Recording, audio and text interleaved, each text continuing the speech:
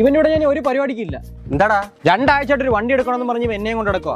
അവിടെ ചെല്ലുമ്പോൾ ഒന്നും ഇങ്ങനെ വണ്ടി ഇഷ്ടപ്പെടത്തില്ല, അല്ലെങ്കിൽ പൈസയുടെ കാര്യത്തിൽ ഓക്കെ ആവത്തുമില്ല. അളിയ വിഷ്ണു നിന്റെ അടുത്ത് പറഞ്ഞില്ലേ സെക്കൻഡ് ഹാൻഡ് വണ്ടി എടുക്കരുതെന്ന്.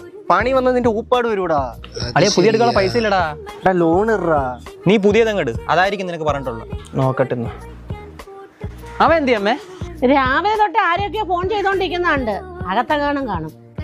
എടാ ഞാനേ 3-4 ഷോറൂമിൽ വിളിച്ചു വെച്ചു കേട്ടോ. ഒരിടത്ത് കുറച്ച് റേറ്റ് കുറവുണ്ട്, നമുക്ക് അവിടെ പോയി എടുത്താലേ വണ്ടി.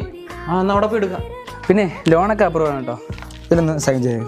ഈ ട്രാൻസാക്ഷൻസ് കുറവായതുകൊണ്ടേ പലിശ കമ്പാറ്റബിൾ കൂടുതലായിരിക്കും. അയ്യോ, നിങ്ങളിപ്പോൾ ഏത് ഫിനാൻസ് ചെന്നാലും ഇങ്ങനെയൊക്കെ തന്നെ ആയിരിക്കും. നമ്മളായതുകൊണ്ട് മാക്സിമം കുറച്ചായിട്ടേക്കുന്നത്. നീ എന്താ വേണം? പുതിയ വണ്ടി എടുത്തല്ല അങ്ങോട്ടും ഇങ്ങോട്ടും പോയി. മാസം തോറും ഞാനാ കിടന്ന് നടക്കണ്ടെന്നെ. അത് ആലോചിക്കുമ്പോഴാ. വൈകിട്ട് ചെലവുണ്ടേ. നീ ഇതിപ്പോ നോക്കിയോണ്ടല്ലോ അറിഞ്ഞേ. എന്തോടാ? ഞാൻ വണ്ടി എടുത്തപ്പോഴേ ഒരു വണ്ടി വില പറഞ്ഞെന്ന് വെച്ചാൽ 1,07,000 രൂപ. ഞാൻ 50,000 രൂപ അഡ്വാൻസ് അടച്ചു.